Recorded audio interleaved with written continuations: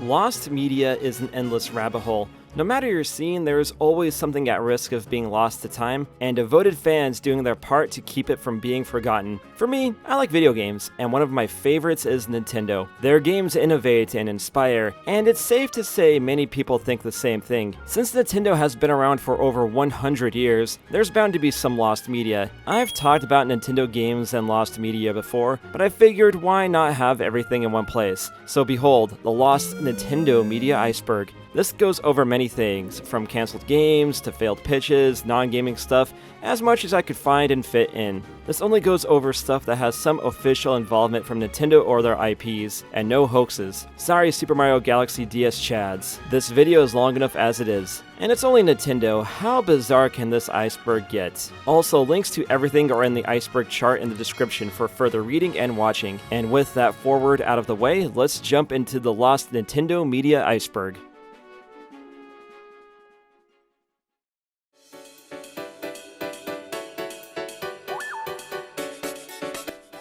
64-disc drive. The Nintendo 64, despite how much nostalgia people hold for the thing, is a graveyard of cancelled games, to the point where the PlayStation and Sega Saturn had more games than the 64. Between the 64 itself being hard to develop for, Nintendo also spent a good chunk of time and money making an ambitious add-on for the system called the 64-disc drive, 64DD for short. Development on the 64DD was not an easy one, with constant delays and promises not being met. At some point, Nintendo realized that the thing was going to be a flop, and they shoved it out in December 1999 in Japan. It was a commercial failure with only 15,000 units sold and only 10 games released for it, 4 of which being Mario Artist titles. The US release was cancelled with only one official US DD being found, and whatever games that were being developed for the 64 DD either got retooled into 64 GameCube titles or just got canned outright. So if you want a drinking game for this iceberg, drink every time I bring up the 64 DD. Digital-only 3DS, Wii, DSi, and Wii U games. A side effect of digital storefronts is that they will go down. Nintendo took down the DSi eShop in 2017, Wii in 2019, and 3DS and Wii U in 2023. While some games have seen ports, stuff like DLC or virtual console titles aren't so lucky. While it does suck that those shops are down, I can imagine Nintendo wasn't making much, if any, money from those storefronts, and they were likely wasting cash by keeping them up. If you do some digging, you can find some games that were on the service, but we'll leave it at that. Super Nintendo CD-ROM. Prior to the PlayStation, Nintendo and Sony were collaborating to make a console together, which would have been an add-on for the Super Nintendo. However, discussions fell apart as Sony would have had final oversight and royalties over games published on the CD-ROM add-on. Instead of renegotiating the contract, then President Hiroshi Yamauchi made a new partnership with Philips, and that turned out, well... Ha! Here's the problem. Too many toasters. You know what they say, all toasters toast toast. Sega and Sony tried to collaborate after the Super Nintendo CD fell apart, but similar issues stopped that collaboration from happening. So in a way, Sega and Nintendo created their biggest rival in the gaming industry. According to Wikipedia, 200 to 300 units of the Super Nintendo CD-ROM were made, but after the deal fell through, they were all destroyed. At least one unit has surfaced and is in safekeeping. Virtual Boy titles. The Virtual Boy was Nintendo's biggest flop, not even surviving a year on the market and selling less than 1 million units. Nintendo forced Gunpei Yokoi to shove the thing out into market before the thing was ready, and after the 64 drop, Nintendo happily abandoned the system. With the Virtual Boy only being on the market for so long, lots of games were cancelled for it, with some such as Bound High being near completion and dumped online, other games not being much more than some mock-ups. The games that did release for the system have not seen any remakes or ports for modern consoles. Shame, as titles like Virtual Boy Wireland and Jack Bros are actually really good and need more love. Super Mario 64 2. One of the many games that was in development for the 64 DD was the sequel to Mario 64. It would have had multiplayer in it. Other things kept getting in the way, and ultimately, the failure of the 64 DD put the sequel down for good. It's said that the stress of trying to get Mario 64 2 off the ground was the reason why Miyamoto doesn't direct games anymore. Super Mario 128. A tech demo for the GameCube that showed Mario running around while he reproduced asexually. For a while, it was thought that this game was going to be the next Mario game. until 2006 when Miyamoto confirmed that it was cancelled. The next major Mario game after 64 was Sunshine, and the idea of a bunch of characters running around was realized in Pikmin, and some of the physics would inspire the later game Super Mario Galaxy. Super Mario 35 and 3D All-Stars. For Mario's 35th anniversary, there were two major games, Mario 35 and 3D All-Stars. 35 was a free-to-play online game where you played through Mario 1 against 34 other people in a survival game akin to Tetris 99 or Pac-Man 99. I played it a bit but never got any wins. I really hope Nintendo revisits this idea. 3D All-Stars had Mario 64, Sunshine, and Galaxy in one cartridge. It was a nice deal, and a massive dick move, Nintendo decided to discontinue Mario 35 and take the collection off the eShop. At the very least, 3D All-Stars does have a physical copy you can find and enjoy Mario 64 and Galaxy on. Not Sunshine, that game sucks. Mario, Pichihime Kyushitsu Dai Sakusen. I talked a lot about Lost Nintendo Anime in my Lost Anime Iceberg video, but why not have everything in one place? I'll try to be brief. The mission to rescue Princess Peach was released when Mario 2 dropped in Japan.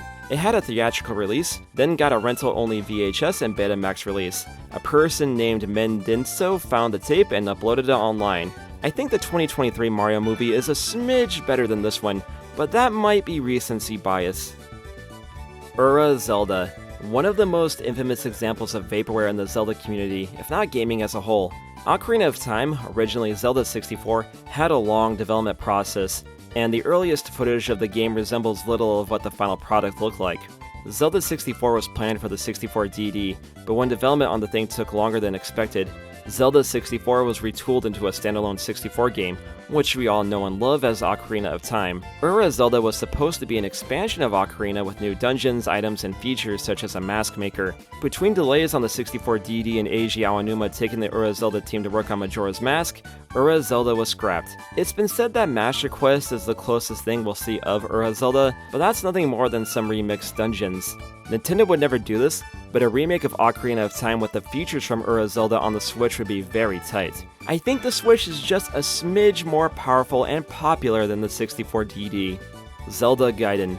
Gaiden was meant to be a sequel to Ocarina, but the team was afraid of the game being too similar to Ocarina of Time. After a short development cycle, we got Majora's Mask. Not too much is known about Gaiden, other than there was going to be an adult Link mask and it would have taken place over 7 days instead of 3. Earthbound Beginnings. The first game in the Mother series was supposed to release in North America back in the day, but was cancelled due to how expensive the game would have been to localize and how late it would have released in the system's library. The game was translated and a prototype cart went up for sale in 1998, so that ROM floated around the internet for a while. In a surprise move, Nintendo released Mother 1 as Earthbound Beginnings for the Wii U. Mother 3 64DD. The story of Mother 3 is a long one, starting development for the Super Nintendo CD, then the Super Famicom, then 64DD, then 64, then falling apart, then getting remade for the GBA in 2006. Mother 3 was in a playable state on the 64, but only the first level. The ROM still exists, but more than likely it's somewhere in Nintendo's archives. Given that Shigesato Itoi has said that he's done with the Mother franchise, I don't think we'll ever see the original version of Mother 3 ever realized. Also saying that, it has not stopped Itoi from merchandising the hell out of his series. You already know what I'm going to be wearing to the function. Metroid Dread DS build. Another infamous case of vaporware. Dread was announced for the DS back in 2005 and nothing came from it. According to Yoshio Sakamoto, the DS wasn't powerful enough for Sakamoto's vision, and the game just kind of slipped away. After Nintendo got Mercury Steam to make the Samus Returns remake for the 3DS, they brought Dread to life for the Switch in October 2021. There are eyewitness reports of the DS build, as well as the complete script, but no footage or screens have been leaked of the DS Dread build. Pikmin 4 original build. In 2015, Nintendo said that Pikmin 4 was, quote, nearly complete with nothing to show of the title. Some thought that Hey Pikmin on the 3DS was this title, but that wasn't the case. Pikmin 4 was thought to be vaporware, but out of nowhere in 2022, Nintendo showed the game off with it releasing in July 2023. So I wonder what changes Pikmin 4 went through from that announcement in 2015 to its final release, and why it got stuck in limbo for so long. Pokemon Stars. A while back I said you could do a Lost Pokemon Media Iceberg video, and here I am doing a Lost Pokemon Media Iceberg video, much to my dismay. One of the more infamous games in the Pokemon series is Pokemon Stars. It's speculated that it would have been a follow-up to Sun and Moon for the 3DS. There are two conflicting reports on this title. One is that Nintendo wanted a Pokemon title early on in the Switch's life as a trump card in case the thing wasn't selling well. The other theory is that a Pokemon game was being tested for the Switch, and a Nintendo employee thought it was the fabled Stars title. The first Pokemon game to come to Switch was a port of Pokken Tournament. Sun and Moon did get follow-ups with Ultra Sun and Ultra Moon for the 3DS. There are reports of Pokemon Stars, but nothing conclusive saying that this was ever a real title. Legend of Dratini, English dub. I covered a good chunk of Lost Pokemon anime stuff in my Lost Anime Iceberg video, but as it turns out, my job was nowhere near complete. Have you ever seen this image of Ass Ketchup being held at gunpoint?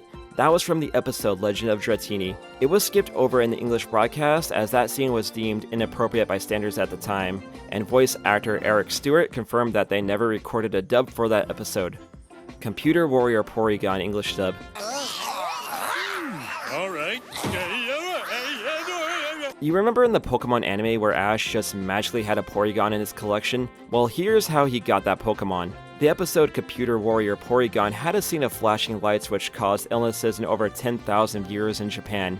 After this incident, the episode was banned from re-airing in Japan and the Pokemon anime went on hiatus for 4 months. The question is if this episode ever got an English dub that never aired. Voice actors from the 4Kids dub have conflicting reports, with Veronica Taylor saying that they never dubbed the episode in the first place, whereas Eric Stewart and Maddie Blaustein said that they did produce a dub, but it never aired. My thoughts are that 4Kids never got a master tape of this episode, and Stewart and Blaustein got confused with Porygon's appearance from another episode. Pokemon Battle Aboard the Saint and first airing. When the Pokemon anime came to America, it was decided to air the action-packed episode Battle Aboard the Saint Anne as the first episode. There was a narrator saying that this episode was a special preview of the series. It aired on September 7th, 1998 and wasn't found until December 4th, 2016, thanks to a person named Squiggle M. Clam Sprite. What a name. Limited Amiibos. Amiibos were a good idea from Nintendo, making a physical product that can do a little bit of stuff in a variety of games. Amiibos are still being made, but aren't pushed as much in the Switch era as they were during the Wii U and 3DS era. I worked at Target during that time, and I remember shelves being clogged with Dr. Mario Amiibo.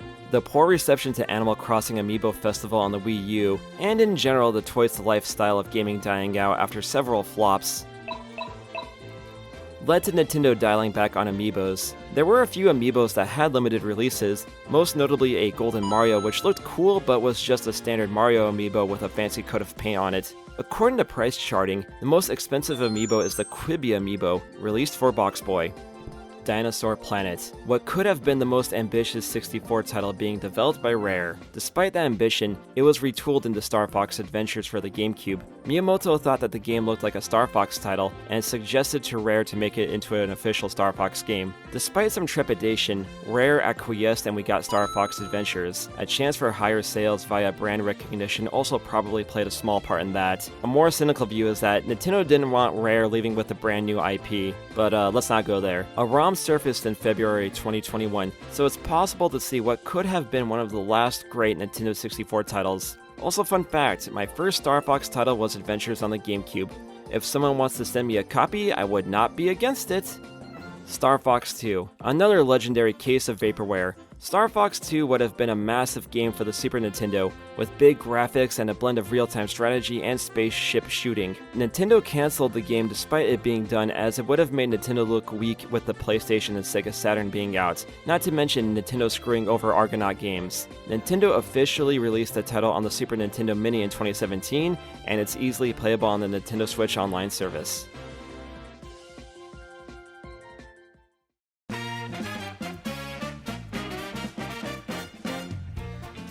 Satellaview. In Japan, Nintendo and Sento Giga made an add-on for the Super Famicom called the Satellaview. Instead of cards, games would have been broadcasted to the system at certain times. While Giga thought the thing was a success, Nintendo thought it was a failure. It being released when the Saturn and PlayStation were out in Japan didn't help. There were a total of 114 games released for the Satellaview. Titles ranged from remakes to original titles to simple stuff like voiceovers. Since the games were only on the system for so long, many titles have been lost to time. Some games have been found, others not so much. The only titles that have been officially remade or ported have been the 4 BS Fire Emblem chapters for the DS remake of Mystery of the Emblem with no voice acting, and Radical Dreamers being included in the Chrono Cross remaster. Wii Connect 24. I long for that warm blue light around the Wii's disk drive. With the Wii, as long as it was connected online, you could download software or use the free apps like Everybody Votes or Check Me Out. The most unique thing about Wii Connect was that you could download demos to your DS. I did this a few times actually. I remember playing a Dragon Ball game on my DS. I also found out that you needed Wii Connect 24 to 100% Kingdom Hearts recoded on the DS.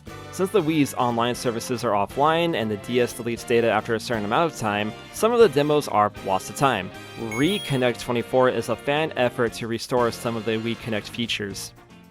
Miitomo. The first of Nintendo's mobile efforts was this little slice of social media called Miitomo. I played it a bit during undergrad, but there wasn't enough for me to keep going back to it. Nintendo pulled the plug on it in 2018. Oh yeah, that Dr. Mario game is also down. Who cares?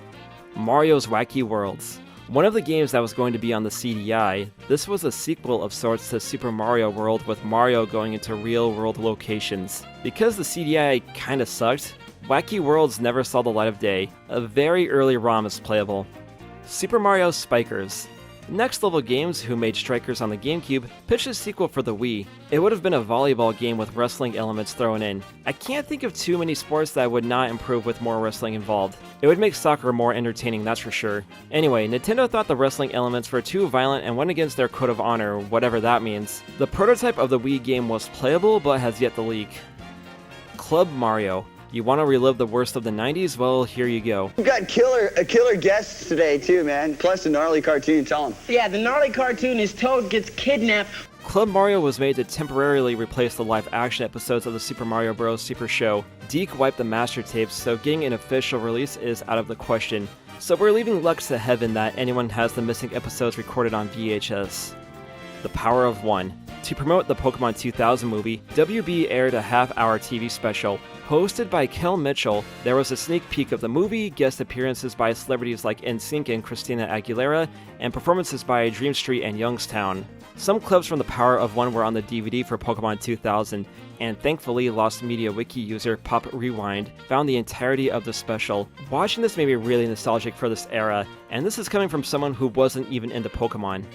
Detective Pikachu Danny DeVito audio. Before God's Perfect Idiot, Ryan Reynolds was cast as Detective Pikachu, there was demand for Danny DeVito to voice him. Visual effects producer Greg Baxler revealed that they used audio from DeVito's role as Frank Reynolds in some test footage. This is fairly common in productions, to use audio for something else to see how things sync up or sound. In fact, that's how Smash Mouth's opus All-Star was used in Shrek. So it's good to know in another reality, DeVito would have been Pikachu. I personally think that the movie would have been better if Christian Bale was Pikachu doing his Batman voice.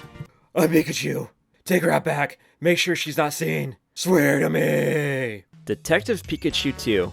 Speaking of which, there was a sequel to Detective Pikachu greenlit 4 months before the release of the first movie. While the movie was a success, the movie wasn't quite the smash hit that Warner Bros. Hoped for. Between that, tensions between Legendary and Warner, Detective Pikachu 2 hasn't manifested. In March 2023, Jonathan Kressel was in discussions to direct the film, with Chris Galetta writing the script. Though with the 2023 Writers and Actors Guild strikes, Detective Pikachu 2 is definitely on hold. So this is here on the offshoot chance that Detective Pikachu 2 gets cancelled. Weirdly enough, the game is getting a sequel for the Switch. Because of all the 3DS games out there, people really wanted a Detective Pikachu sequel. Quit blue balling us already, Nintendo, and just port Kid Icarus Uprising to the Switch already. Pokemon Gold and Silver Space World Demo. After Pokemon Red and Blue released, Game Freak began work on the follow-ups, Pokemon 2, Gold and Silver. They dropped the 2 from the title. Gold and Silver were built to take advantage of the Super Game Boy, but after Red and Blue released in the West to a huge success, Gold and Silver would get delayed. Game Freak dropped the Super Game Boy capability in favor of the Game Boy Color. The 97 demo of Gold and Silver was a very different game than the final product, and for the longest time only a few images and videos were online. A 4chan user got a hold of the original ROMs and posted them online. How they got the ROMs is unknown. Pokemon Pink. A rumored companion game to Pokemon Yellow was Pink, with Clefairy allegedly being the one for the cover. There's a reference to Pink within the source code of Yellow, so a Pink game was probably considered at some point. But Nintendo nor Game Freak have said anything about Pink, and whatever it might have been is purely speculation. Pokemon 64. For as big as Pokemon is on the handhelds, it never got a proper console RPG installment until Colosseum and Gale of Darkness on the GameCube. There was one RPG planned for the 64 on, you guessed it, the 64DD.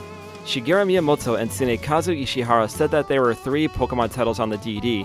What we got was Hey You Pikachu, Snap, and Stadium. So where's the RPG? Cancelled. The only proof of the game existing is from an interview with Miyamoto, and no art or anything has been found. Animal Crossing 2. For a hot minute, several websites had Animal Crossing 2 as a game in the works for the GameCube. Some screens for the sequel were found, but they were actually screens from the first title. There were 2 Animal Crossing games on the GameCube in Japan, the second of which was an updated version of the first title with e-reader stuff called Dobutsu no Mori E+. And if it wasn't clear, that title only came out in Japan. So it's safe to assume that people thought that E+ was a sequel. Whether E+ had a planned release in the West is unknown, but I doubt it. Fire Emblem 1 Switch port. To celebrate Fire Emblem's anniversary, Nintendo released an official translation of the first game on the Famicom for the Switch. However, it was a limited purchase for some reason, probably to drive up demand. Unless you downloaded it when it was up or picked up the collector's set, you are SOL on getting an official version of this title.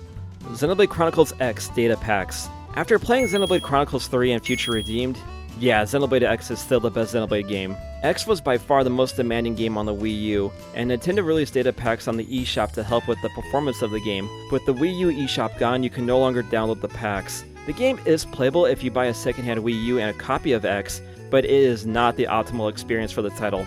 This is only here because I just really want an X port to the Switch already.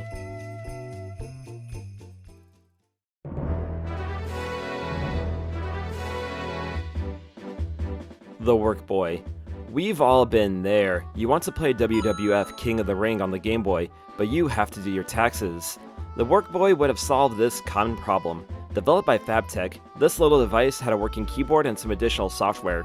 It never got made because when it would have released, it would have been more expensive than the Game Boy itself. And I don't think too many people wanted to use their Game Boy for work stuff.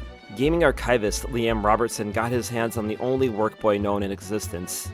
Super Mario RPG 2. Before Paper Mario, this was going to be the next Mario RPG. It was planned for the 64DD and was being developed by Intelligent Systems. Due to the falling out between Square and Nintendo during the 64 era and the failure of the 64DD, RPG 2 was remade into Paper Mario. Mario & Sonic Sochi 2014 3DS. The Mario and Sonic Olympic games have always come out for the consoles and the handhelds, but curiously the 2014 game skipped the 3DS. There are some eyewitness reports of a 3DS build, and Polygon has some screenshots of the alleged 3DS version on their site, but they pulled those screens. Neither Sega or Nintendo have said anything about a 3DS version. The rumor was that Nintendo wasn't happy with the Wii U version of Sochi 2014, and efforts went towards making Rio 2016 better on the Wii U and 3DS. Incidentally, Rio 2016 had a limited print run, and is considered one of the rarest games on the Wii U. Giles Goddard F-Zero. Ex-Nintendo employee, Giles Goddard, revealed via Digino Gaming that he had a pitch for an F-Zero game for the Switch that would have had physics-based gameplay. He was prepared to release his pitch to the public, but backed off in case Nintendo ninjas went after him. The pitch didn't get the green light due to budgetary issues and Nintendo having little interest in a new F-Zero game. Hey Giles, here's an idea. Just take off the F-Zero branding and just make an original game. I'd be interested in it. F-Zero Wii U. An early rumor in the Wii U's life was that Criterion was contacted by Nintendo of Europe to make an F-Zero game for the Wii U as a launch title. It never happened due to them being busy with a Need for Speed title. This rumor was treated as fact for years until Alex Ward cleared the air. A junior employee at Nintendo of Europe was shooting out ideas, and a Criterion F-Zero title never made it through EA's chain of command. Even if it did, Ward admitted that he isn't a fan of the series and shouldn't be the ones to make an F-Zero game. Project Dream. Before Banjo evolved into the bear we all know and love, it went through a patch of development hell. It was originally started on the Super Nintendo as an RPG with a graphic style akin to Rare's own Donkey Kong Country games. The Super Nintendo was not powerful enough to make the kind of game that Rare was gunning for, and they moved Project Dream to the 64. They changed the protagonist from an anime kid to a bear, and changed the game from an action RPG to a platformer, and the rest is history. No ROMs from Project Dream have surfaced. Banjo 3E. At Space World 2000, there was a tech demo of Banjo and Friends being played on the GameCube. Naturally, people thought this was going to be the third Banjo game, especially as the third title was joked about in 2E. Creative designer Greg Mail said that 3E was never a game, and that the Banjo game shown at Space World was just a tech demo. Three Houses Christina V and Chris Niosi audio. Originally for Three Houses, V was cast as Edelgard and Niosi was male Byleth. V was replaced by Tara Platt in the final product for unknown reasons. It was not an NDA break, as she voiced Lachesis and Tatiana for Heroes. Some of V's Edelgard can be heard in early promos for Three Houses. Me orders. It's time to measure your worth as an instructor. Such a brutal, irrational world we live in. As for Niosi, he clearly broke NDA, and he admitted to physical and emotional abuse on Twitter. Niosi's lines were replaced by Zach Aguilar in a patch and further appearances by Byleth. So I guess you can hear Niosi's Byleth if you don't update your game. Also, if I said the characters' names wrong, I don't care. Project Hammer. I remember the Wii pre-release cycle like it was yesterday. Hammer came up and I was like, okay. It was being developed by Nintendo Software Technology, NST for short. Development was a mess, with no clear direction for the title and it being too edgy for its own good. They attempted to salvage Hammer by retooling it into a family-friendly title called Wii Crush, but the core gameplay was not fun. The game was cancelled and NST has been stuck doing development support and application development ever since. Kirby GameCube games. Kirby had at least 4 GameCube games that were all canned. Tilt and Tumble 2 was shown off early in the Cube's life and it needed the Game Boy Advance link cable and a special cart to play, as it used motion controls. I assume it was iced because it might have been too expensive to make. Port it to the Switch, I would buy it. The next 3 were attempts at a mainline Kirby game. Fans have nicknamed these games Kirby Adventure, a 2.5D platformer, Kirby GCN, a 3D platformer, and Kirby Legend of the Stars, a 2D game with a cute art style. Adventure was axed because they had a hard time balancing multiplayer and single player. GCN was cancelled because it wasn't meeting Nintendo's standard of quality, and Legend of the Stars just wasn't coming together. Though, according to the Kirby Wikipedia, the 2D game was being made for the Wii. Some elements of the Kirby GC games would be reused in Kirby's Return to Dreamland on the Wii. Argonaut Yoshi. One of Nintendo's biggest dick moves. The studio behind Star Fox, Argonaut Games, pitched a 3D platformer starring Yoshi to Nintendo. Despite Miyamoto liking it, Nintendo denied the pitch, and in combination with Star Fox 2 being cancelled, led to Argonaut to split with Nintendo. Argonaut would make Croc for the PlayStation, PC, Game Boy, and Sega Saturn. I had Croc back in the day and I loved it. I don't think it aged that well, but I want to play it again. Anyway, Mario 64 ended up using elements of Argonaut's pitch in the final game. Miyamoto, who did like the original pitch, personally apologized to Argonaut staff about what happened. Argonaut went belly up in 2004, with their last major game being Catwoman. What a way to go out. Stop and Swap. A planned feature for the 64 Banjo games that confused fans for years. In Kazooie, there were mystery eggs and an ice key that were planned to be used for the sequel, Tooie. How Stop and Swap would have worked is that you turned off Kazooie, then put Tooie in your 64. The 64 could hold data for a short amount of time after it was shut off, so that's how Stop and Swap would have worked. Later revisions in the 64 hardware took out that feature, so Stop and Swap got cut from Tooie. It took until the Xbox versions of the Banjo games for Stop and Swap to be used. I also read somewhere that DK64 was to be able to use the Stop and Swap feature, but I couldn't find much information about that. Factor 5 Kid Icarus. After Pit was reintroduced to the gaming community with his revamped form in Brawl, demand soared for a new Kid Icarus title. Factor 5 got Nintendo's permission to make a new Kid Icarus title, and even gave them a model of Pit to use. Then we got this art. It was not well received. There are many plot details known about Factor 5's Kid Icarus, but ultimately the game got canned. The game Factor 5 wanted to make was far different from what Nintendo wanted in a Kid Icarus title, and more to the point, they didn't have a gameplay direction for the title. Even one of the programmers at Factor 5 admitted that they missed the point with Kid Icarus. Star Fox Armada. Upon making this video, I feel bad for Star Fox fans. Your favorite series only has 8 games in it, 2 of which are actually good and everything else being mid at best. And any potential good games got cancelled. Take for example Star Fox Armada from Retro Studios. It sounded ambitious with bounty missions and online play. The pitch didn't make it past Retro higher-ups. The Armada pitch sounded better than what we did get, which was Star Fox Zero, which was bad. Star Fox Grand Prix. Around 2018, a rumor circulated that Retro Studios was working on a Star Fox racing game akin to F-Zero for the Switch. Obviously nothing came of this, so what happened? For a hot minute, it was thought that this was a hoax from Nintendo to flush leakers, but that wasn't the case. Long story short, YouTuber Roger Space made a logo for Star Fox Grand Prix for a video that he ended up not making. He shared the logo to some friends, one of whom shared the logo for some clout. A bunch of news sites got the logo and said, "Yeah, this sounds legit, run the story." Did You Know Gaming spent the better part of 2 years searching for the truth of this rumor, and it's just someone wanting that sweet, sweet internet clout. So there's that shot of copium for you Star Fox fans, and here's a shot of whiskey for me. Pokemon Winter Special, a clip show planned for the anime that would have aired on January 6, 1998. Good idea, as people would have been getting back from the winter holidays around that time. It got pulled due to the Porygon incident, and said incident led to the Pokemon anime getting put on a 4-month hiatus.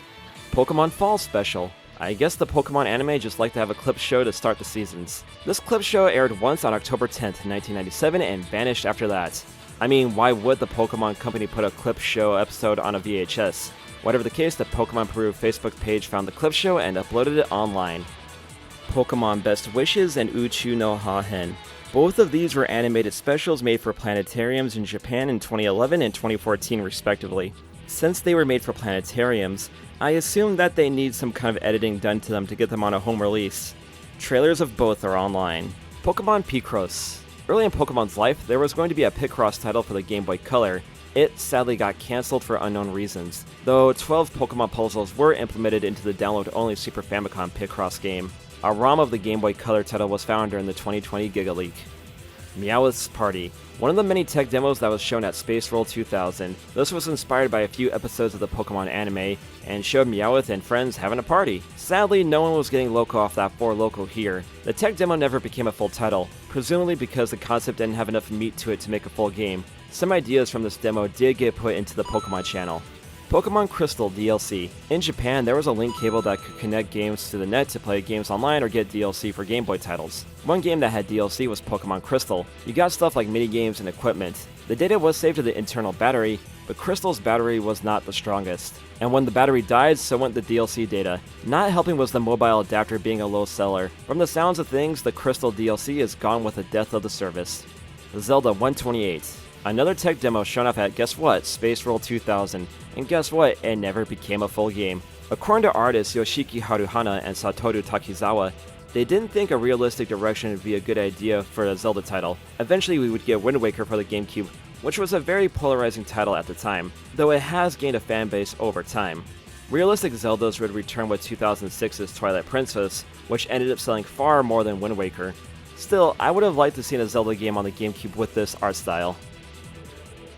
Dragon King, aka Ryu-Oh. This was the original version of Smash Bros. Sakurai had a platform fighter and an RC game proposed to Nintendo. The higher-ups liked both ideas, but due to various issues, the fighter was picked for development. Sakurai was aware that fighters didn't sell well and proposed that Nintendo characters star in the game. Sakurai got the go-ahead to include Nintendo characters in the game, and the rest is history. For the longest time, only one screen of Dragon King existed. It wasn't until October 2022 when we would see the game in action, courtesy of Sakurai himself. Captain Falcon's moveset was inspired by Dragon King. Slamfest 99. Remember the Smash 64 commercial? Of course, it's iconic. Well, what if I told you that for promotion for the game, there was a live-streamed wrestling match using those costumes? Well, that happened with Slamfest 99. It was very ambitious for the time, being a live-streamed event online in 1999. So where's the video? There's been many efforts to find the video for the event, but no dice. That said, thanks to efforts, we've gotten high-quality photos, advertisements, and a pic of the ticket. If this is ever found, I can imagine El Supersonic Q having the biggest orgasm of his life.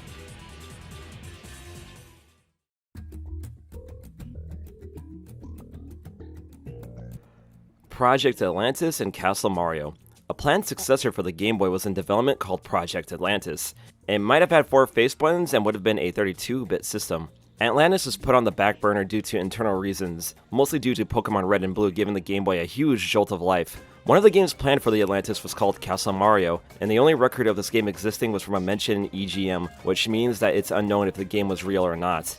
Luigi's Mansion Space World 2000. This title actually started out on the 64 as an unrelated title, and eventually moved to the GameCube. Before the final product, there were 2 different demos shown off at Space Roll 2000 and E3 2001, and guess what, neither ROM has been found. There's some differences between the tech demos and the final product, most notably this creepy game over screen. Ugh, it looks like something from a creepypasta, and a bad one at that. Super Mario Kart R, a pre-release build of Mario Kart 64. The R stands for rendered, not radical like it should have been. The main difference between R and 64 is that Magic Koopa was replaced by DK, and in the Giga Leak an unused track and some cut items were found, though those assets could actually be found in the IQ version of Mario Kart 64. Mario Kart XXL, a tech demo made by Daenerys Entertainment. There's only one course and only Mario is playable. The kart did go up online for sale, but was bought by a private collector. Game preservation group Forest of Illusion tracked the buyer and dumped the ROM online. Super Mario Bros. Original release. One of my favorite facts about the first Super Mario Bros. Game is that the American release date is unknown. You'd think for something that big, people would know when it actually came out in America. The general consensus seems to be that it launched in October 1985, but other sources say that it launched in November that year, or even early 1986. Super Hornio Bros. Ron Jeremy starred in a porn parody of Mario Bros. Called, well, Super Hornio Bros. The story of this movie is a weird one because, of course, a Mario porn parody was going to have a normal story. Released in 1993, the length of the movie was considered too long. So it was split into 2 movies. Nintendo caught wind of the parody and bought the rights to stop distribution. That's literally the reason why this movie is on this list. Part 2 was floating around online for a while, but Part 1 was lost due to Nintendo stopping distribution before copies could get out. Something Awful user, Atomic Thumbs, got a VHS copy of Part 1 and was making a documentary about Part 1, but he ended up getting the wrong VHS and never made that documentary. Another Something Awful user did find Part 1 and Hornio in its entirety, and it could be, enjoyed? That said, a full VHS of the movie has not been found.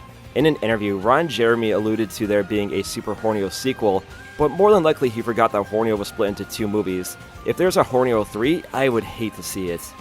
Super Mario Movie 91 script. Before we got the 93 movie, there was a script for the movie that was far more accurate to the original series. Once directors Rocky Morin and Annabelle Jankel became attached to the project, they heavily changed the script, and now we have that quality part of early 90s media. Super Mario 93 deleted scenes. The 93 movie was not an easy production, with the script constantly being changed, directors Rocky Morin and Annabelle Jankel having a very different vision for the movie, issues with Disney, John Leguizamo and Bob Hoskins drinking during filming, and the movie going over budget, among many other things. The end result was the movie being a box office bomb and scaring Nintendo off from doing any adaptations of their properties, at least until the Mario movie in 2023. Since so much was filmed, a lot of scenes had to get cut from the movie to get it down to a reasonable runtime, as well as make sure the movie had a PG-13 rating. About 30 minutes of the film were cut. A rough cut of the film was put up on eBay, dated from December 1st, 1992, with some scenes found. On October 6, 2019, an Australian Blu-ray released with a rough cut as a bonus. There's still lots of scenes not found. Diddy Kong Racing 2. My least favorite kind of lost media to talk about is pitches. I don't think of them as lost media, just stuff that never got made. Plus, it's like Mad Libs, cause all you say is X pitched Y to Z, it never got made, the video is still online, and that's the case here. Climax Studios pitched Diddy Kong Racing 2 to Nintendo and it never got made. Even though this title is being pitched by Climax, the Rare buyout had played a small hand in why this title never got the green light. At the very least, we got some plot details and a video, and eventually we got the DS port of the first game, so that was cool. Donkey Kong Racing. Now this seems more like a true sequel to Diddy Kong Racing. You rode on animals and beat the heck out of people in a race. Since this was being made by Rare, it got canned when Microsoft bought them out. Diddy Kong Pilot. One more DK racer for the road. This was planned for the GBA and actually looked really cool, and it would have had tilt controls. After the buyout, Rare lost the DK IP and retooled it into Banjo Pilot. So in a way, this game is found, just not as a DK game. Pokemon Learning League. Are you a big Pokemon fan but can barely read? Nintendo and Game Freak had you covered with Pokemon Learning League, which was an educational web series. It started in fall 2006 and then became a paid service in 2007. The site stopped taking new subscribers in 2008, and the site went down in 2009. The Wayback Machine doesn't save Flash content, so it was inaccessible for the longest time. Thankfully, Lost Media Wiki user Amit Kaul downloaded all the site's files when it was live, and put it up online so we all can be educated through Pokemon. I think I'm ready to make some new friends. All right. Okay, but I'm a little nervous. Will you help me meet some new friends? There are a lot of people here training with their Pokemon. Pokemon.com online games. The official Pokemon website had several Flash and Java-based games that you could enjoy. As time moved on, games from the website faded away, and no one has any backups or downloads of the games from the site. Pokemon 4D Pikachu's Ocean Adventure. The Pokemon Animation Studio made Nintendo look weak by having Pikachu in 4D years before the 3DS. This short had a limited run in IMAX theaters in 2006 and has made appearances again in 2017 and 2020. The only things that have been found of the short are some trailers and a short clip. Pokemon Live. Pokemon the Musical, essentially. It toured around America from September 2000 to January 2001. A professional recording of the American show was to be released, but for one reason or another it never released other than a few clips. That said, recordings of Pokemon Live from other countries such as Mexico and Dubai can be found. There's actually a Pokemon musical from Dubai that features Detective Conan of all things. Oh boy, Detective Conan and Pokemon in one musical. I'm gonna go get me ticket now! Pokemon 3, the movie first draft. The late Takashi Shudo had a script for the movie that would have been about a fossil being restored as a T-Rex, and Ash and friends having to deal with that. Shudo spent the better part of a year pitching this movie just to get shot down by a producer. Quote, a story where a bunch of minerals gain consciousness and comes to life won't be a hit. That producer should work for Universal, and his only job being to stop Universal from making really bad Jurassic World movies. Pokemon Yu o Sagase, a 3D movie that was shown at the temporary Poke Park in Nagoya. After the park closed, the movie went into obscurity other than screeners in 2017 and 2020. A teaser and a few screens are online. Retro Studios Zelda titles. Retro Studios had a few ideas for Zelda titles planned. There was a turn-based strategy game called Heroes of Hyrule, and another game where you play as a Sheikah codenamed Project X. A retro artist posted some of the art online, and Did You Know Gaming made videos about all of their failed Zelda titles. Heroes of Hyrule was cancelled as Iwata-san wanted Retro to finish up the Prime trilogy and show how the Wiimote could be used for first-person games. The Sheikah game was canned because the gameplay was nothing more than just whack-a-mole. Whack. Even though Retro never made their Zelda games, we did get 2 really good Donkey Kong Country games out of it, so that's awesome. Plus, Miyamoto-san has said that a Sheik spin-off isn't off the table, so maybe it will get made one of these days. I hope they get Team Ninja to make it so Sheik will have giant boobs like a Dead or Alive girl. Link Treasure Tracker Diorama. We all love Captain Toad, and at one point it could have been a Zelda title. Shinya Hidatake and Koichi Hayashida showed a papier-mâché diorama to Miyamoto-san, and Miyamoto was confused at first. He thought they were making a toy for Zelda, but after more explanation, Hayashida said that he wanted to make a Zelda game. Miyamoto denied the pitch. However, Miyamoto liked the idea, and said it could be a minigame in Super Mario 3D World. Eventually, it became its own game. Hayashida said that he burned the diorama because it was nothing but bad memories for him. That said, the diorama idea did come back to form with the 2019 Link's Awakening remake. Star Fox and Zelda Netflix show materials. This is like the 5th time to talk about this? Well, it's worth talking about again. Around 2016, Netflix was working on 2 shows with Nintendo for Zelda and Star Fox. However, a broken NDA killed both projects before anything could be seen. I wonder if there's any pre-production material sitting in the Netflix archive. I think with the Mario movie being a big hit, I can definitely see Nintendo making shows based off their games. I'm telling you, Zelda, Xenoblade, and Kid Icarus animes would be really fire, and Fire Emblem, Metroid, and Splatoon movies would be really big. Kid Kirby. A mysterious game in the Kirby series. DMA Studios, now known as Rockstar, was working on this Kirby title that was meant to be for younger players. It would have used the Super Nintendo mouse to fling Kirby around. Sounds like a mix between Angry Birds and Kirby Canvas Curse. Development on Kid Kirby was slow, and by the time it was nearly done, the 64 was almost out. Plus, the Super Nintendo mouse wasn't exactly a high seller. Some art has surfaced, but the people who worked on Kid Kirby don't have any ROMs or anything else from the title. ARMS comic. In 2018, a teaser comic for ARMS was released by Dark Horse Comics, being penned by the one and only Ian Flynn. Years of silence rolled by, and Flynn admitted that the ARMS graphic novel was cancelled. Also, if you play Min Min in Smash, you're carried. Geist DS. Did anyone play Geist on the GameCube? It wasn't exactly the biggest hit. A DS title was planned, either being a sequel or port of the GameCube title, but that obviously never happened. It feels redundant to say it never happened in a Lost Media video, as it obviously never came out, that's why it's in this video. Some traces of the Geist DS ROM could be found in the DS version of Call of Duty 4 Modern Warfare, which was being developed by Endspace. At least Geist got a Spirit in Ultimate as a consolation prize. Battle Me. Do people consider tech demos lost media? They are just meant to show off a system's technical capabilities and not really meant for a full game. Sometimes they do evolve into full games, but not all the time. A tech demo that did not evolve into a full game was Battle Me, where you run around as Miis and shoot each other. And well, that's about it. Fire Emblem Maiden of Darkness. One of the many casualties of the 64 DD's failure, this was going to be the first 3D Fire Emblem game and was cancelled because of the DD's failure. Some ideas from this version of Fire Emblem would make it into Fire Emblem The Binding Blade, aka the game that had Roy in it. The weird thing is, Roy was originally called Ike in the early part of development for Maiden of Darkness. Another fun fact, Roy debuted in Melee, as The Binding Blade was not out yet when Melee was released. Zero Racers. Sometimes known as G-Racers, it was a Virtual Boy game that was to be a spin-off to F-Zero. Not much was seen of this game other than a few promos in Nintendo Power. It got to the point where people thought this game wasn't real at all. Did you know gaming cleared the air? According to Nintendo employees, the game was translated, had a box and manual ready to go, and had an ESRB rating, but it never made it to market. The death of the Virtual Boy killed Zero Racers before it even got to the starting line. This title, Bound High, and Dragon Hopper might have been amazing games, but I don't think any single game could have saved the Virtual Boy. F-Zero GP English dub. F-Zero's anime was a bomb for Nintendo. They put a lot of money into the project just to get low ratings, and the companion game, F-Zero Climax, to only sell 5,000 copies in its first week in Japan and never releasing outside the country. 4 kids dubbed the anime, and it was canned after 15 episodes in America. According to TV Tropes, the remaining episodes did air in New Zealand, but I can't verify that. You wanna know why F-Zero is dead? Blame anime. Retro's GameCube titles. Prior to Metroid Prime, Retro had several GameCube titles planned. These titles were Retro Football, an action game called Metaforce, a car combat game called Car Combat, and a role-playing game called Raven Blade. It was actually Metaforce that impressed Miyamoto enough to let Retro make a Metroid game. Once the team got the green light to make Metroid Prime, all these GameCube titles were canned. Super Kid Icarus. A blurb from a 1996 issue of Game Fan claimed that Super Kid Icarus was in the works for the Super Nintendo.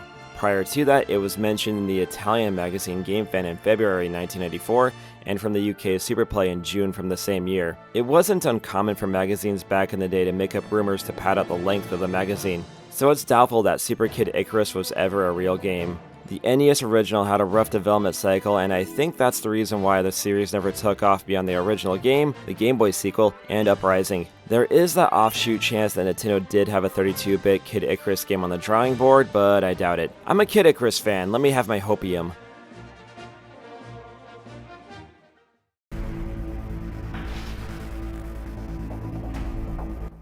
Nintendo Arcade.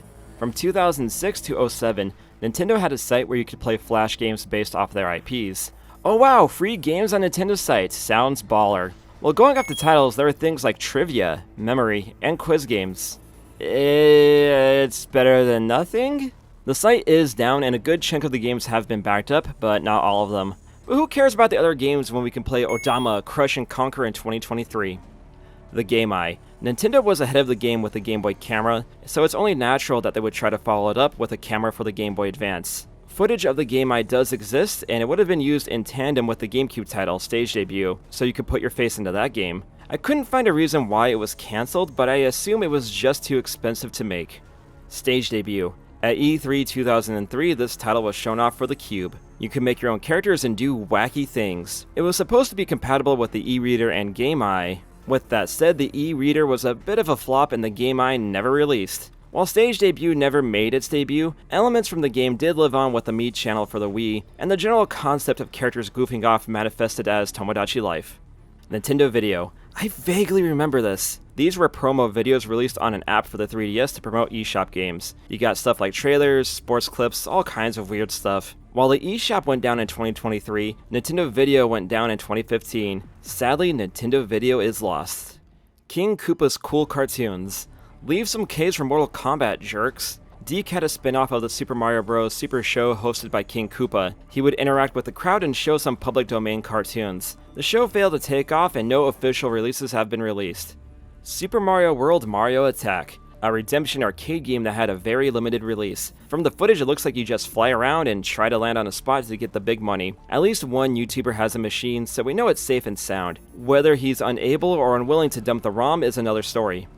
Mario Takes America. Not to be confused with Mario's Wacky Worlds, this was another game pitched to the CDI. Philips was impressed with the game and gave the green light. It was going to be an educational title. Supposedly, the video footage taxed the CDI's hardware, and Philips cancelled the title. A developer does have 2 VHS tapes worth of footage in an archive, but can't upload them without permission from the late producer Howard Greenspan's family. Mario quiz cards. Nintendo feels bad about destroying so many kids' brains with their video games, so why not get Mario to help kids out with their education? Atlas Edition and Newfield Publications got Nintendo's permission to make some educational flashcards featuring Mario characters. That's where this image of Luigi reading about Hitler came from. There isn't much documentation about the cards. On the upside, fans have found some of the cards and backed them up online. Mario Face, another tech demo, this one shown for the DS at E3 2004. You could grab Mario or Wario's face and play around with it, which could be done in Mario 64 DS, though simplified compared to the tech demo. Not much else to add here. Donkey Kong Super Nintendo and CDI. According to EGM circa February 1992, a Donkey Kong game was in development that was going to be a remake of the arcade original. In June 93, it was said that this game was going to be made for the Super Nintendo CD or CDI. It's unknown if this game was related to the Super Donkey game that was found in the 2020 Giga Leak, or even if this game was real at all. Super Donkey. During the 2020 Giga Leak, a mysterious game was found for the Super Nintendo, a platform game that has an art style like Yoshi's Island and stars a character with Rayman-esque limbs, as in he doesn't have limbs. Sprite data from Mario and Link are in the game too. Data suggests that this game was being made around 91 or 92, and the game is referred to as Super Mario World internally. A theory is that this game was a test for Yoshi's Island or Mario World. Funny is that without the Giga Leak, none of us would have known about Super Donkey at all. Donkey Kong no Ongaku Asobi, an early game planned for the Famicom that would have had the cast of Donkey Kong Jr. teach kids how to play music. It was a bit too ambitious for an early Famicom game, and between licensing issues and the tech just not being there, it was cancelled. The only things that prove it existed are some screenshots. Donkey Kong Coconut Crackers. I feel like that title is a racial slur. A GBA title that was being developed by Rare, but this game was among the casualties of Rare games when they got bought out by Microsoft. Thankfully, this game was retooled into Mr. Pants. We all remember Mr. Pants. DK+. An early version of Mario vs. Donkey Kong called DK+. It was shown as a tech demo at E3 2002, then years later it would be re-revealed as Mario vs. Donkey Kong. The main differences are the name, and there was to be connectivity to the GameCube with the link cable. Now that I think about it, Nintendo tried really hard to push that thing, didn't they? I had one for Sonic Adventure 2 Battle and Advance so I could raise my chow on the go. Ubisoft's Wind Waker sequel. David Solani was enamored with Wind Waker and wanted to make a sequel for the Game Boy Advance. He made a pitch, but Ubisoft killed it before it could make it to Nintendo. Related, direct sequels to Wind Waker, Twilight Princess, and Four Swords were planned, but all got axed, with the closest thing being Crossbow Training being a sequel to Twilight Princess. Zelda 2 Remake. If there's one game Miyamoto harbors some sort of regret for, it's Zelda 2. It's a fun game, but definitely rough around the edges. A remake was planned for the Super Nintendo, but didn't get far into development. More information came out in 2011. Yoshiaki Koizumi said that a Zelda game was planned for the Super Nintendo after Link to the Past, and would have used the Super Effects chip. Since it would have been a late release for the Super Nintendo, it was cancelled as the PlayStation and Saturn were already out, and a 3D game for the Super Nintendo would have made Nintendo look weaker behind the times. In the Giga Leak, a Super Effects model of Link was found, and it looks like something out of the Money for Nothing music video.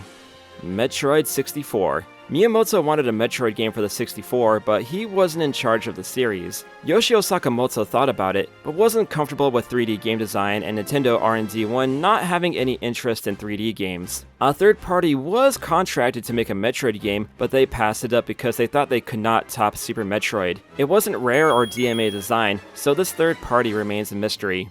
John Woo's Metroid. In 2003, two writers got the rights for a Metroid movie. After the rights expired, the rights then went to John Woo in 2006, then he lost the rights. Nintendo declined the movie due to the difficulties of the '93 Mario movie, as well as being uncomfortable with a movie being the one to answer questions about Samus's backstory. And given the time when this movie would have been made and how bad video game movies were back then, it's probably better that a Metroid movie did not get off the ground. Sakamoto did say if a film was made by Ryuji Kitaura, he'd be down with it, and now with the Mario movie being a smash success, I think it's only a matter of time before we see a Metroid movie. Pokemon Team Rocket vs Team Plasma. When Pokemon Best Wishes premiered in Japan, there was a special with Teams Rocket and Plasma duking it out. The special was to air around March 2011, but guess what event happened in Japan in March 2011? The tapes were sent over to the States for dubbing, but with the episodes getting postponed in Japan, they never got dubbed. Over the years, scans of the script have been found, and some animation from the special has been reused in the show proper. Pokemon Pirate Ship Show in Sydney. Fucking oath, mate. Have you ever wanted to cruise out to sea on a pirate ship with a bunch of Pokemon fans? You could have done so in 2000 in Sydney. According to an IGN article, this was the first ever Pokemon World Championship. There was stuff like tournaments, dancing, concerts, and limited goods. It's bizarre that the first Pokemon World Championship has little documentation saved. I'm curious about the limited goods for this event. Someone has to have something saved, even if it's just a Jigglypuff plush with a faded tag and a cum stain on it. Pokemon Garden. Anyone play Gaia Online? This was essentially Pokemon's attempt to make an online game like Gaia. You make a character, see previews of games, and learn trivia. It was only available in Japan, and the service was available from 2006 until April 2009.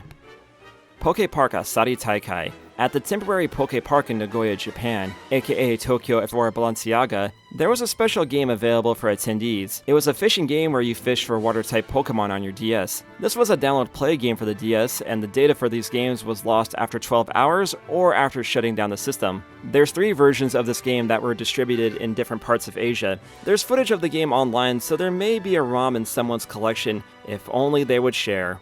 Pokemon 2000 Adventure Game. For promotion for the Pokemon 2000 movie, an online game was made by Cyberworld International. Nintendo gave Cyberworld their blessing to make a simple online game, but when Nintendo found out they were making a 3D game, Nintendo ordered a takedown, only 4 weeks after the 2000 adventure game dropped. Makes sense why spend money on a game like Snap or Stadium when you can just play a game for free on your PC. An interview with the developers shows some gameplay, and there are some files of the game online. Pokemon Battle of Quaking Island. A Pokemon episode that had an earthquake in it from Wishcash. I don't know if I said that right. It was to air on November 4th, 2004, but the Chuetsu earthquake hit in October 2004. Since it would have been too close to the earthquake hitting Japan, they decided to pull the episode from airing. Only a preview exists. Pokemon, it's New Year's Eve. One more Pokemon recap to watch while you're home alone on New Year's. It was to air on December 31st, 1997. The Pokemon anime was still on hiatus due to the Porygon incident, and this recap never made it to broadcast. There are rumors that the 1999 Pokemon New Year special used materials from the 97 special, but that isn't confirmed. Fire Emblem Wii. After Radiant Dawn released, Intelligent Systems experimented more on the Wii with a new Fire Emblem title. Instead of a turn-based strategy game, this would have been a real-time strategy game. It was just an experiment, and it's unknown if this was going to evolve into a full title. Fire Emblem Wii was revealed in the 2015 art book, Making a Fire Emblem. The Binding Blade Special Maps. If you were lucky enough to be at events hosted by V-Jump in 2002, you could have gotten a special cartridge of the Binding Blade with one of 4 unique maps in them. And I do mean special carts, as they were made specifically for the events and in limited quantities. As a result, the Wii U port of this title did not have any of the special maps in it. One screen exists, and a few scans exist too. One Nico Nico Doga user does have a cartridge, but the battery died out. Not a good sign. None of the 4 maps have been found, so the only hope is if Nintendo ports the Binding Blade to Switch with the maps, like they did with Mario Advance and the e-reader levels. 64 Wars. Prior to Advance Wars, Nintendo had several games in the Wars series dating all the way back to the Famicom. 64 Wars was going to be an entry for the 64. Maybe, I'm not too sure on that one. There was planned connectivity to GB Wars, which did release in Japan. No reason was given behind 64 Wars cancellation, and it joins the graveyard of dead 64 titles. Kirby Air Ride 64 and Kirby Bowl 64. This title was shown off early in the 64's life as Kirby Bowl 64, which was going to be a sequel to Kirby's Dream Course. It showed up again at E3 1996 as Kirby's Air Ride, so I guess Bowl totally changed the ride, unless there were 2 Kirby games being developed at once. Then after 1996, Air Ride 64 just vanished. It eventually got remade for the GameCube as Kirby's Air Ride, which was... okay. Nintendo Pennant Chase Baseball. Fun fact about Nintendo, they used to own a majority share of the Seattle Mariners until 2016. There was an exclusive baseball game planned for the GameCube being developed by Exile Interactive. It kept getting delayed, then fell off the radar, likely due to 2K Sports getting the exclusive third-party rights for the MLB license.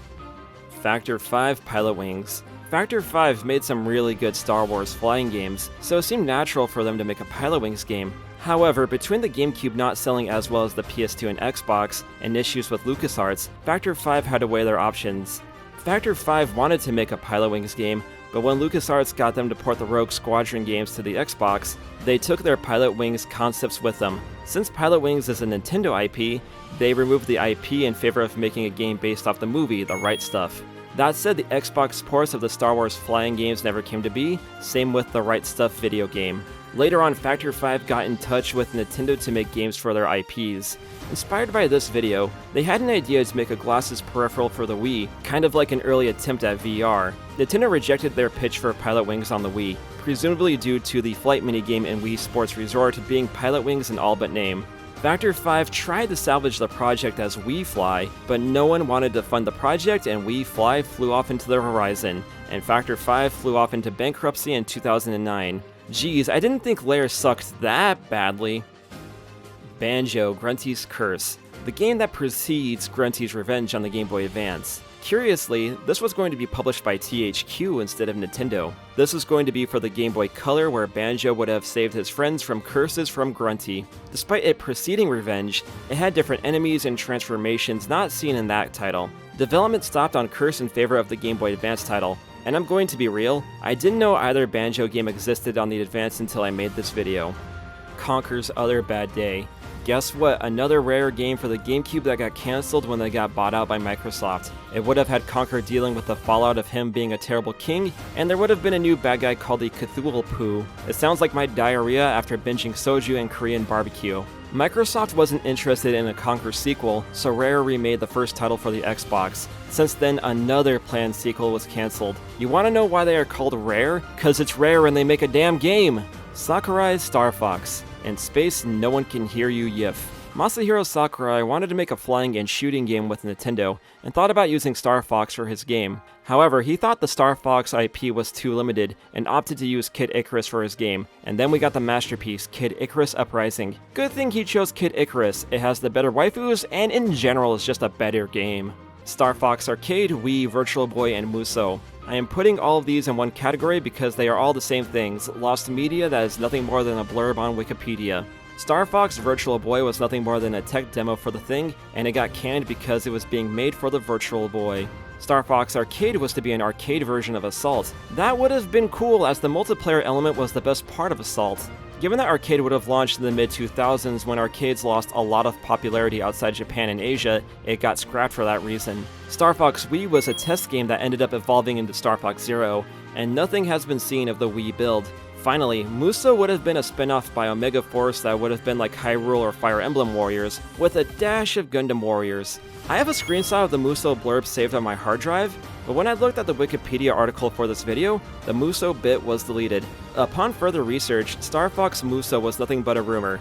Also, excluding Star Fox 2, there are nearly as many cancelled Star Fox games as there are release titles. What series is like that, where there's as many cancelled games as there are release titles?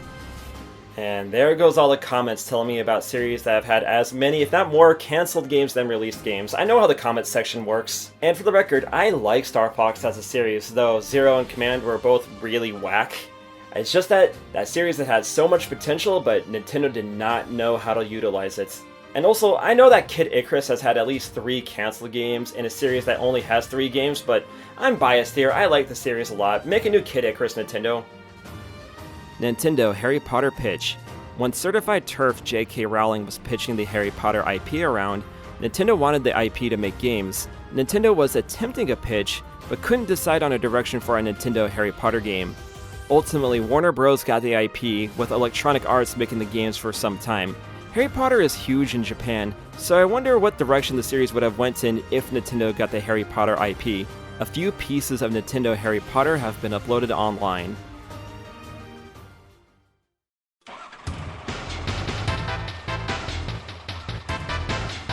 Nintendo 64 Satellaview.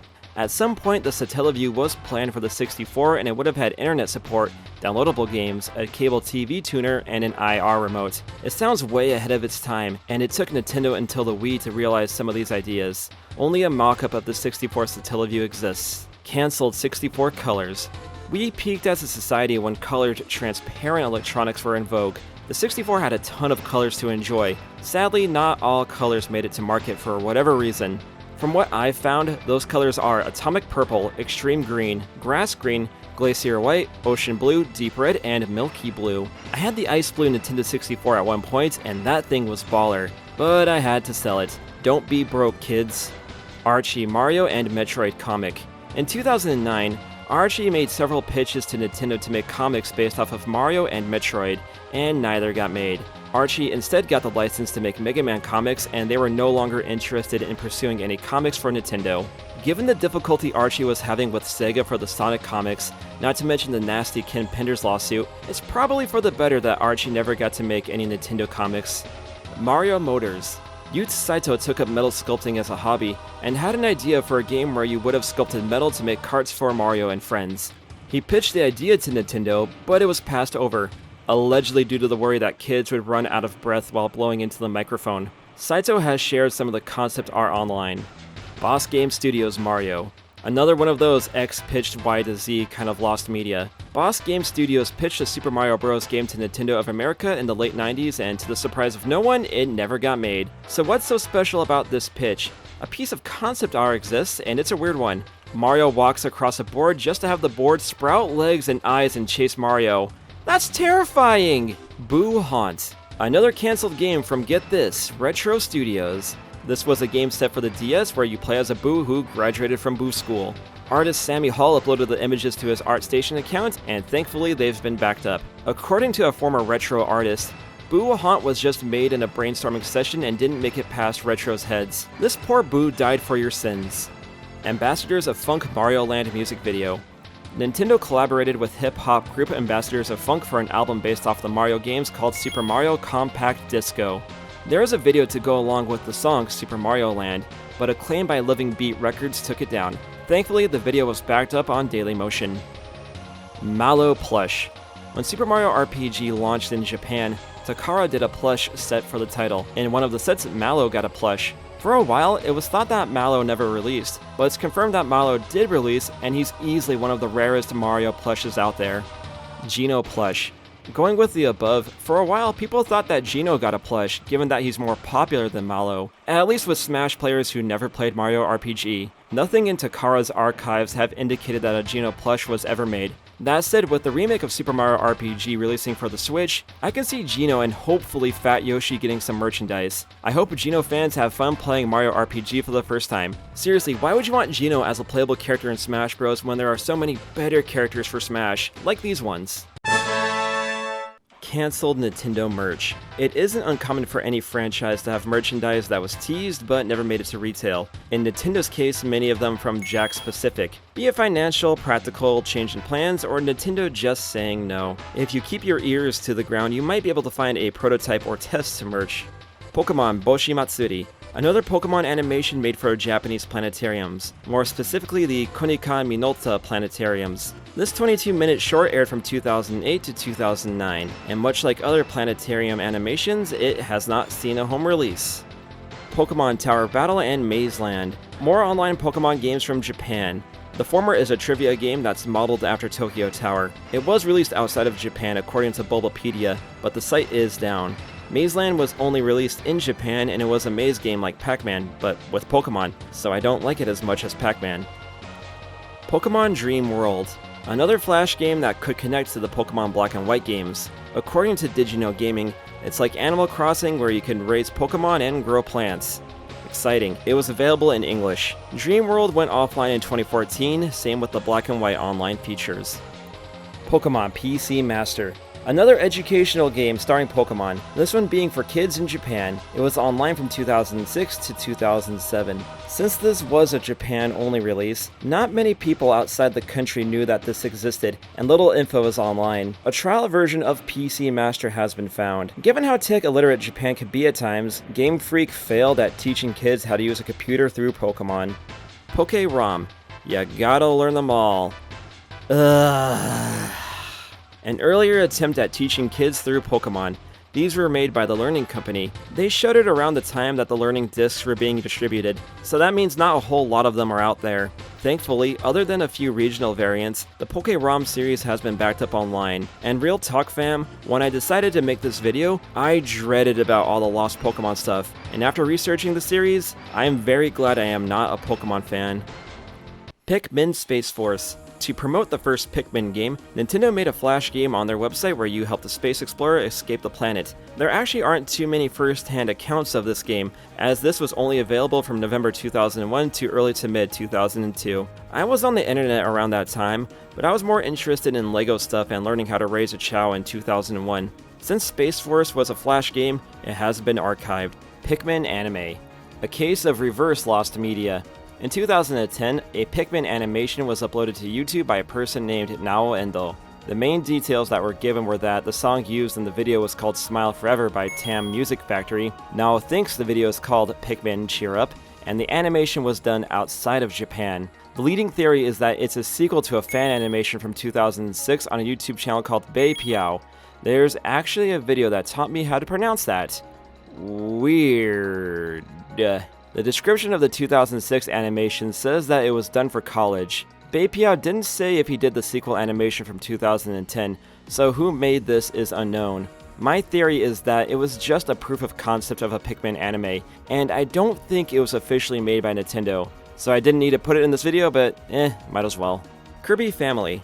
I like sewing, it's a good hobby to have. Plus it saves on buying new clothes, especially when you live in a country where finding your size is very difficult. There was a sewing add-on for the Game Boy Color in Japan where you made designs and it would sew the pattern. A Kirby game was being made for the Game Boy sewing machine that would have been similar to the released Mario Family, where you make designs of Mario characters and sew them onto clothes. Since Mario Family sold poorly, Kirby Family was cancelled. Clearly kids doped up on Pokemon and Zelda games really wanted a sewing machine to go along with it. Who was the Game Boy sewing machine made for? Animal Crossing Town Builder. Before Pocket Camp, there was a different idea for a mobile Animal Crossing game. It was going to be a town building game, but this version wasn't well received within Nintendo. After delays, Nintendo retooled the game into Pocket Camp. No builds of the town building game have been found, but game archivist Liam Robertson made a video about this build with several sources backing up his claims about Town Builder. So it does exist, but we're probably never gonna see it. Metroid Tactics, another pitch from Retro for a Metroid turn-based strategy spin-off. There's a whole design doc and some mock-ups are online. Basically, it was going to be XCOM Cross Metroid. It sounds cool, but the pitch was only made by one guy at Retro, and it was swiftly rejected by Retro management before it could get up to Nintendo proper. Seaman 3DS. In 2012, Iwata-san asked Yut Saito to make the Dreamcast game Seaman for the 3DS. Not much came from this, and why would you want to play Seaman without Leonard Nimoy? And seriously, Nintendo, of all the great Dreamcast games you could have had on the 3DS like Sonic Adventure, Skies of Arcadia, Jet Set Radio, or Crazy Taxi, you chose Seaman. You visit often. If one didn't know better, one might assume you're quite obsessed. Or you have nothing better to do. Cabbage. What happens when you get Shigesato Itoi, Tsunekazu Ishihara, and Shigi Miyamoto himself on a project? You get a cancelled game. Cabbage was slated for the ill-fated 64DD, and it would have been a pet breeding/raising game. It needed the DD's internal clock to keep track of time in the game, and there was going to be a companion Game Boy game so you could play on the go, kind of like what Sega would do with the Chows in Sonic Adventure. Between the 64DD's failure and Itoi and Ishihara being busy with other projects, Cabbage was canned. Some ideas did make it into Nintendogs and Animal Crossing. At the time of making this video, no images have surfaced for Cabbage. Maybe that's why Nintendo wanted Seaman on the 3DS, redemption for Cabbage's fate. Then again, Seaman 3DS never got made, so Retro Studios' Kid Icarus. A developer at Retro Studios proposed a Kid Icarus title to Nintendo, and it was quickly rejected. Nintendo wants gameplay ideas over pure IP recognition. That's how Sakurai managed to make Kid Icarus Uprising. He wanted to make a flying and shooting game, and he was able to use the Kid Icarus IP to see his vision to completion. Game Zero. An exclusive for the GameCube, this was going to be made by former Rare employee Martin Hollis with the game company Zoonami and Nintendo support. Very little was shown of Game Zero, and not many people knew that it was in development. Years later, it was revealed that Game Zero was going to be a sandbox platformer with destructible environments. It's like an unbuilt version of Minecraft. The game was in development for 3 years, but it fell apart as their vision was far too ambitious for the GameCube.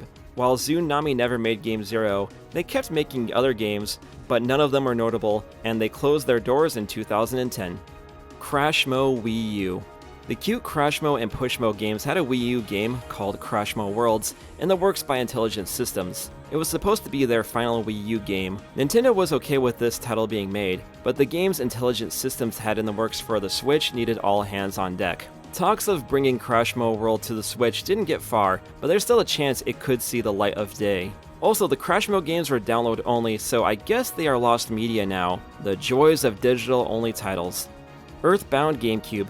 Ban Kaito's director Yasuyuki Hone had a pitch for an Earthbound sequel on the GameCube. Iwata arranged a meeting with Hone and Itoi to pitch the game to Itoi, to which he replied, "You planned this, didn't you?" Itoi was not into the pitch, but he did like the felt art style Hone had for Earthbound. Itoi did not say why, but I think Mother 3's long and troubled production was the reason why Itoi was not into Earthbound on the GameCube. At least we got the Ban Kaitos games, and those titles are awesome. Nintendo Nairo videos. Throughout Smash 4 and early Ultimate's life, Nintendo uploaded several videos featuring former top Smash player Nairo. For a variety of reasons that I won't get into here because A, it's sensitive information, B, it's a lot of sensitive information, and C, I just don't care, Nairo was banned from competitive Smash and Twitch in 2020. While he is allowed to enter some tournaments again, Nairo is still banned from Twitch for unknown reasons. When the allegations dropped, whatever videos had Nairo in them were privatized. Same if they had other videos with other Smashers that were outed at that time. At least one video featuring Nairo has been mirrored to YouTube. Kimba the White Lion 64. There were two attempts at a Kimba the White Lion video game, one for the Famicom and one for the 64. The Famicom game was going to be made by Taito but was cancelled for unknown reasons, with no ROM surfacing. Shame, as late Taito games for the NES were actually really good. The 64 game is a bit more interesting. Miyamoto was involved with it, and Tezuka Productions were involved too. Makoto Tezuka, son of the late great Osamu Tezuka, was set to direct the title. Kimba was shown off at Shoshinkan 96 for a 1999 release, and it made one more appearance at Space World 1998. Production hit a snag as Makoto was not experienced with video game development, cause obviously getting a mangaka to direct a AAA video game was a smart move. That, plus the expensive license for Kimba, meant the game got cancelled. Shame, as the game looked like it had a lot of potential, plus not too many licensed games can say they had Shigeru Miyamoto involved in making them.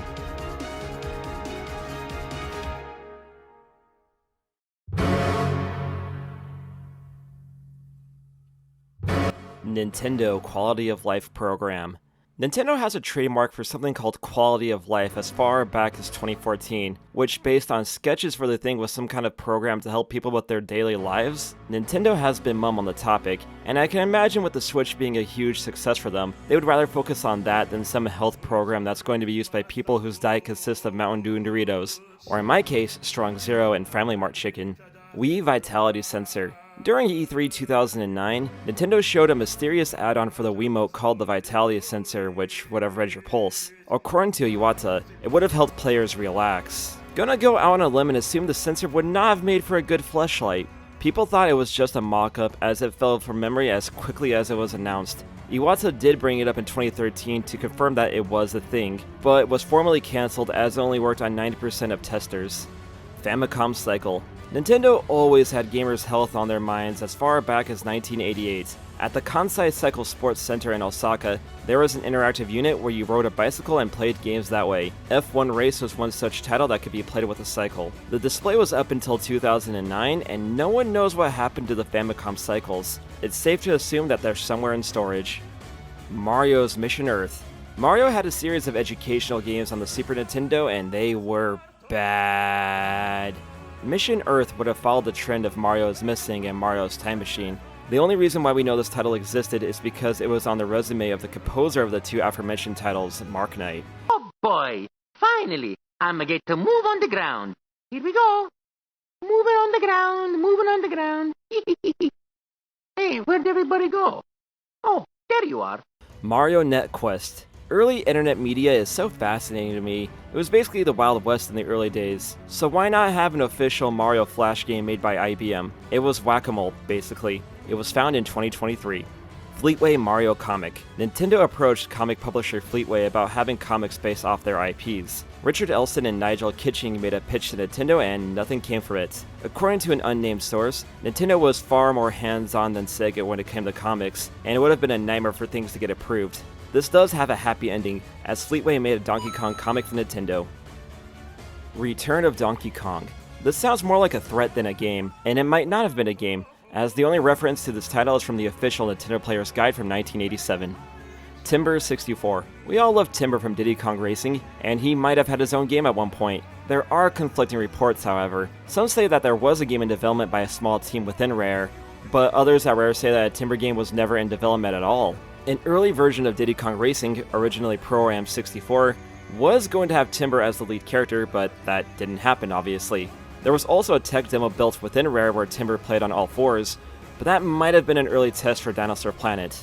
Banjo TV show. When Banjo Nuts and Bolts was made, there was a tie-in show planned. The show died because of creative differences, as no one could decide if the show should be 2D or 3D and just kind of fell apart. Funnily enough, another Rare game did get a show, Viva Pinata, that aired on Foxbox. I used to watch Foxbox during middle school, but I don't remember a single thing about Viva Pinata. Metroid Prime 4 original build. A modern case of vaporware. Prime 4 was announced in 2017 for the Switch, and news went silent. In 2019, Nintendo uploaded a video apologizing for the lack of news on Prime 4, and said that the game was going to be delayed. Shinya Takahashi said that the game was not meeting Nintendo's standard of quality, and development would restart underneath Retro Studios. The original developers have not been officially confirmed, but all signs point towards Namco Bandai Singapore being the original developers of Prime 4. So I wonder what was so bad about the original build of Prime 4, and will we see anything of it? At time of making this video, Prime 4 news has been nothing but rumors, but Nintendo assures us that it's still in the oven. I personally think Nintendo is saving Prime 4 for the next Nintendo console. Marionette, another fabled cancelled GameCube game. Despite having Mario in the title, he would not have been in this game, as it involved controlling a puppet. Not much is known about this game other than Miyamoto talking about it. Astral Chain kinda sorta resembles this idea, if we're reaching here. Nintendo Power Cassette. A tape given away through Nintendo Power. It had tips and cheats for various Nintendo games and had a funky beat in it. Pat the NES Punk, aka my long lost brother, had a tape but lost it. So this was nearly forever lost, but he got a replacement and uploaded the audio for all to hear. The funny part is, the tips in the tape are either commonly known or just flat out wrong. As an aside, I wonder what kind of rare or obscure merch hardcore collectors are keeping secret that we don't know about. Be nice, collectors, and share stuff. You never know when stuff is gonna break and really be lost and your value is gone with the wind. Wave Race Wii. A patent appeared in 2011 for a motorcycle game by Nintendo. NST, the same company behind the Mario vs. Donkey Kong games and the cancelled Project Hammer, had an idea for a wave race game that would have used the Wiimote to drive the boat. Nintendo denied the pitch, probably because Wii Sports Resort had a boat racing game that covered the same ground. Sky Skipper, an early arcade game. It was supposed to release in 1981, but between poor testing and legal issues between Nintendo and programmer Tsushinki Ikegami caused this title to be canned. Issues with Ikegami was also why it took forever for the original arcade version of Donkey Kong to see an official release. That said, Park Bros did release Sky Skipper for the Atari 2600. When I made my Nintendo Iceberg video in 2021, I didn't know that this game was available on the Switch via Hamster's Arcade Archives line. I've played it and yeah, it's nothing special, but it is cool that something that was once thought to be lost to be widely available. Camelot's GameCube RPG. According to job postings, Camelot wanted to make an RPG for the GameCube. Some rumors around that time thought that this was going to be Golden Sun for the GameCube, but no dice. Nothing has been heard about this mysterious Camelot GameCube title, and Golden Sun would die on the DS. Sorry Isaac fans, this drink is for you. Game Boy Brazil Vinyl. To promote the 1994 launch of the Game Boy in Brazil, an album was released by Playtronic with songs by rock band Professor Antenna. Only one picture of the LP is online, and the person who owns it doesn't want to make the disc available online. Probably a case of, it would ruin the value. Look, if you have something rare that can be backed up online, then back it up online! The physical product will still sell for good money, and in case the physical item gets damaged, you can at least enjoy the game or music or whatever. Also, I translated the site from Portuguese to English, and I hope I got this right. Pokemon Mate. A mobile game made by Square Enix of all people in 2006. This title was a pet simulator and messaging service. To get the most out of this app, you had to pay 210 yen a month, and it didn't make much of a splash in Japan. Plans to export the app died off, and the service went offline in 2008. What did you think you would get with a name like Pokemon Mate? And thank you, sweet baby Jesus, this is the last Pokemon entry in this iceberg. Famicom Detective Club Lost Memories in the Snow. The Famicom Detective Club games got remixed for the Satellaview, with the third original game called Lost Memories in the Snow. Since it was tied to the Satellaview, when the broadcast ended, that meant Lost Memories just became that. Memories. What a fitting title. It's weird that with the remix of the first two games for the Switch, they just skipped over the third game. Ever Race. Nintendo's first proper video game was a horse racing game where you bet on a horse race. It used 16mm film to display the race in a cabinet. Nintendo must not have made many of these, as they don't even own the game. A cabinet went up for sale on Yahoo Auctions without the reels, and a few of the reels are out there, but no complete game exists. Shitamachi Ninjo Gekijo. This was a virtual magazine published by humorist Lily Frankie on the Satellaview. Due to the nature of the Satellaview, not many people knew about this magazine. Thankfully, there were some recordings, and a ROM was uploaded online. Now we can enjoy things such as Toad trying to smash Princess Peach, Mario going Chris Brown against Peach, and Mario pulling a drill out of his scrotum to break out of jail just to appear in Brazil. God damn it, I love this job sometimes.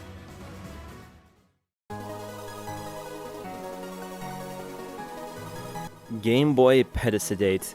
AVGN made a video about Game Boy accessories and discovered that an actual device was being made to sedate kids with sleeping gas while they are playing Game Boy games. After a bit of research, yeah, this was definitely real. It never got made, but it was patented. I like the colors, nice touch. I want to get high off of sleeping gas while playing Final Fantasy Legend. It sounds like the way to communicate with the Final Fantasy gods. Tingle horror game. Tingle was popular enough in Japan and Europe to get a few games based off of him. Americans hate the bastard, so those games never got localized. A horror game featuring Tingle was in the pipeline at one point, but never got too far in development. It's said that some ideas from this game were used in Dylan's Rolling Western.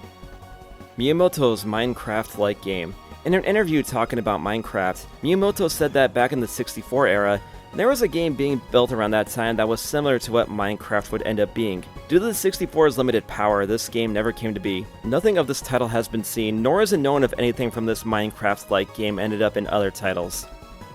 Kanye West game. Reggie Fils-Aimé told the story about how at E3, Kanye West, Yeezus himself, pitched the game to Nintendo. It would have involved guiding his mother up to heaven. Reggie, quote, politely declined his proposal. Kanye explored the death of his mother in his 2021 album, Donda, and tried to get the game made as only one. Though at this point in Kanye's career, I don't think anyone is that stupid to get involved with him. ARMS 2. Okay, this is just a theory I made, but it makes sense to me. ARMS was an early success in the Switch's life. Nintendo heavily promoted the game, with free updates, events, and Min Min being added to Smash Ultimate. Nintendo chose the characters for both fighters' passes, and almost every character in both passes has had some kind of future after their Smash appearance, if even just a port to Switch Online. Between the ARMS comic and Min Min's appearance in Smash, it's clear Nintendo had plans to franchise ARMS out, but for whatever reason, an ARMS sequel has never manifested as of summer 2023. The cancellation of the comic only reinforces my theory. I did a whole video about why ARMS died off, so you could go check that out for more of an in-depth analysis on the subject. Really, this is just me being salty about Min Min being added in Smash over other, cooler, less toxic characters. Adam and Eve. Not to be confused with the NES game found on the Caltron 6-in-1. This was a tech demo that helped form the basis of Pikmin. It's exactly as it sounds like, a game where you watch two humans evolve. According to Miyamoto, the game didn't have much in the way of interactivity, and Pikmin were added to the game and the rest is history. Bull Borbs were a holdover from Adam and Eve. If there's any art for this title, I certainly haven't found it. Fascination. Have you ever wanted to play Wild Gunman, but really needed to crank your hog? Nintendo had this feeling. Fascination was a light gun shooting game based off the hardware from the original Wild Gunman arcade game from 1974. Instead of shooting dudes in the Wild West, you shot at a Swedish model who took off her clothes until she's nude. For obvious reasons, this game didn't get made, and Nintendo has not said anything about it. Gunpei Yokoi did talk about it, and said that the real reason why this game was canned was that the hardware was too fragile and complicated. Nintendo Love Hotels. In the 60s, during Hiroshi Yamauchi's run as president of Nintendo, he ventured into non-card game industries such as rice and taxis. They did not last, much like Vince McMahon whenever he ventures into a non-wrestling business. One thing that Nintendo was rumored to have was love hotels, aka places where you take a lover or a one-night stand in. You can do it all night long! This rumor was treated as fact for the longest time, but it's just that, a rumor. Nothing in Nintendo's archives or financial reports say that they ever had love hotels.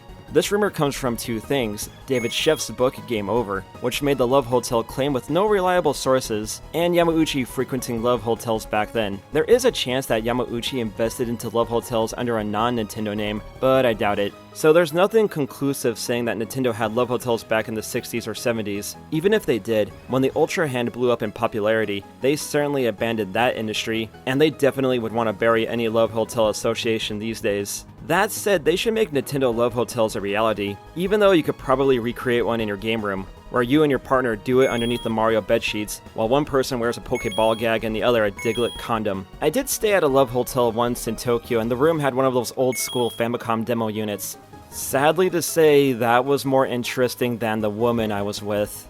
Unknown canceled games. As with any company, Nintendo has had many games in the works that get canned and no one knows about them. So who's to say that a new Kid Icarus or Golden Sun wasn't in the works at Nintendo, but didn't get off the ground for whatever reason? And due to things like NDAs, the language barrier, and people not wanting to ruin their career, we will never know about those pitches. That said, it is fun to dream about what could have been. Super Mario 64, July 29th, 1995 build. The Iceberg chart trend started with Mario 64, so it's only fitting that we end with Mario 64. We can all agree that it's a great game, but something about it is unsettling.